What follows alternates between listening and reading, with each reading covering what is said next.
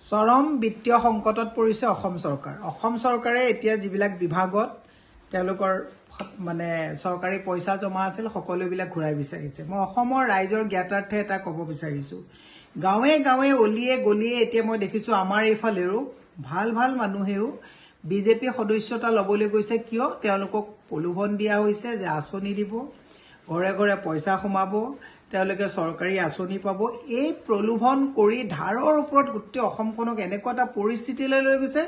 আৰু মানুহেও আমাৰ মই বিশেষকৈ মাতৃ সমাজৰ কথাই কৈছোঁ, মাতৃ সমাজেও এই যে ধাৰ হৈছে গোটেই কক বকাই থাকিবলগীয়া এটা অৱস্থা হৈছে। অসমখন যে আজি তাৰিখত শ্ৰীলংকাৰ নিচিনা এটা অৱস্থালৈ গুচি যাবলগীয়া অৱস্থা হৈছে, এই কথাটো অসমৰ মাতৃ সমাজেও বোধগম্য হোৱা নাই। আজি তাৰিখত বিজেপি যিটো মেম্বাৰশ্বিপ হৈছে, মেম্বাৰশ্বিপটোত বিজেপিক বেয়া পোৱা মানুহেও মেম্বাৰশ্বিপ লৈছে। কাৰণটো কি? কিবা পাব, কিবা পোৱাৰ যিটো প্ৰলোভন। মই মুখ্যমন্ত্ৰী হিমন্ত বিশ্ব শৰ্মাক কৈছোঁ যে স্বাধীনতাৰ পিছত ইমান ধৰুৱা মুখ্যমন্ত্ৰী, অসমৰ ৰাইজক ইমান ধাৰত পুত খোৱা মুখ্যমন্ত্ৰী মই কিন্তু পঢ়িবলৈও পোৱা নাই, শুনিবলৈও পোৱা নাই, দেখাও নাই। ব্যৰ্থ হৈছে। ইয়াৰ পৰা হাৰিয়ানাত গৈ আপুনি কৈছে 500 টকাত গেছৰ চিলিণ্ডাৰ দিব, ইমান মিছা। ইয়াৰ পৰা আপুনি ঝাৰখণ্ডত গৈ কৈছে NRC আহিব, বাংলাদেশী NRC অহাৰ পিছত চব ঘূৰাই দিব। ইমান বাকী ফাঁকি মিছা প্ৰলোভনেৰে সময় নষ্ট কৰি অসমৰ ৰাইজক যে একদম বিত্তীয় সংকট অৱস্থা এটালৈকে। যোৱাকালি খবৰ এটা পালোঁ, JJMত যিমানবোৰ আমাৰ থলুৱা ঠিকাদাৰ আছে সকলোকে কামবিলাক য'ত যেনেকৈ আছে তাতে বন্ধ কৰিব দিছে। পানী পাইপ লগালে, বনাই থোৱা ৰাস্তাবিলাক খান্দি খান্দি নষ্ট কৰিলে, পানীটো ৰাইজে নাপালে, এতিয়া আধাত কাম বন্ধ কৰি থলুৱা ঠিকাদাৰবিলাক মোৰে চিনাকি কমেও 1 ডৰ্জন ঠিকাদাৰে কালি মোৰে কপালে হাত দি কৈছে যে বাইদেউ কি যে অৱস্থা হ'ল, এতিয়া আমি মানে কেনেকৈ কি কৰিম ভাবি পোৱা নাই। পাণ দোকান দিবলগীয়া এটা অৱস্থা। যোৱাকালি আৰু এজন ঠিকাদাৰে মোক ফোন কৰি পেলাই কৈছে যে বাইদেউ কেনেকৈ চলিম, গাড়ীখন লৈ পৰিয়ালটো পূজাত লৈ যোৱা কথা চিন্তা কৰিবলৈ বাধ্য, মানে চিন্তা কৰিব নোৱাৰা এটা অৱস্থা হৈছোঁ।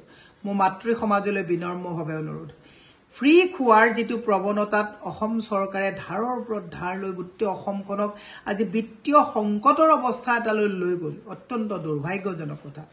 সেয়ে মই মুখ্যমন্ত্ৰী হিমন্ত বিশ্ব শৰ্মাক কৈছোঁ, হাল এৰি শিয়াল বহুত খেদিলে, ৰাজধৰ্ম পালন কৰক।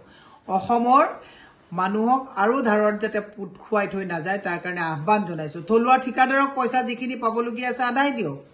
এফালে ৰাস্তা গেছৰ নামত খান্দিছে, এফালে আপোনালোকে পানী পাইপৰ নামত খান্দিছে, পানীও নাই গেছো নাই, কিন্তু আপোনালোকে খান্দি খুন্দি আপোনালোকে এই ঠিকাদাৰৰ মানে ক'ৰবাত 2-4 ঠিকাদাৰক লাভৱান্বিত কৰিবৰ কাৰণে অসমখন ধাৰুৱা কৰিছে।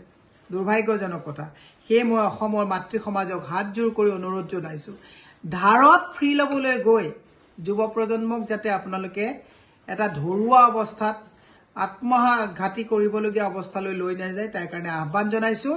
আৰু বিজেপি সদস্যতাৰ নামত যিটো প্ৰলোভন দিয়াৰ আৰম্ভ কৰিছে, হিমন্ত বিশ্ব শৰ্মাই খবৰ কাগজবিলাক পঢ়িব, হিমন্ত বিশ্ব শৰ্মাই চৰকাৰী বিভাগৰ কথাবিলাক পঢ়ি পেলাই অসমখন আৰু ধাৰত পুত নোযোৱাবৰ কাৰণে মই তেখেতক টানি আহ্বান জনাইছোঁ। ধন্যবাদ।